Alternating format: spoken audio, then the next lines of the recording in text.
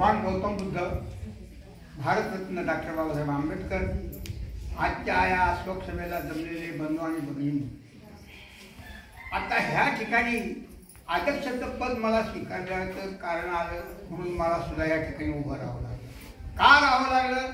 पण आता मी जास्त काही न वेळ घेता माझ्या अगोदर प्रवचनकारांनी सगळे माहिती दिलेली आहे, सगळ्यांना जाण आहे, सगळं सुशिक्षित आहोत. आणि मग असं का एवढं सांगणं, हे जे वय, हा जो जन्म आहे हा एकदाच येतो आणि एकदाच जातो. त्याच्यात आपण कमवायचं किती आणि गमवायचं किती. मग लाडी लबाडी चोरी मारी या प्रपंचातून करावंच लागते आणि ते काय कोणी कोणाला सांगू इच्छित नाही. तरी बंधुजन हो, आज मला या ठिकाणी उभं राहण्याचं कारण म्हणजे एवढंच, आज माझी सुनबाई आहे आणि तिच्या कार्यक्रमाला मी अध्यक्षत्व पण बैठक मोठा झालो का नाही. वयाचं भान ती अशा वयात अचानक व्यक्ती जाती आणि आमच्यासारख्याला आजही मरणाला तयार आहे आणि आम्हाला बोलत नाही. का नाही तर त्याची काही कारणं असतील ती मला सुद्धा सांगू शकते आहे.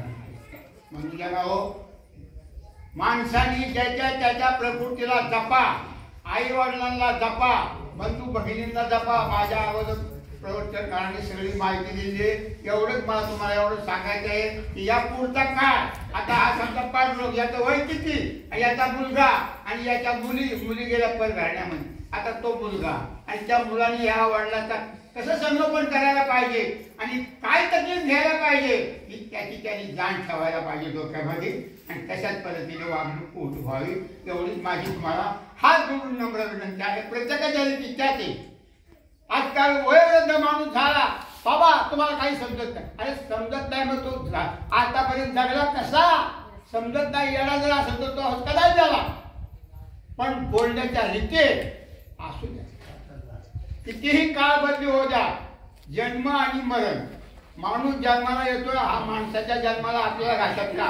पशु काय पाप पुण्य जाणते, मनुष्य आहे तिचा त्या माणसाला जरी माहिती आहे.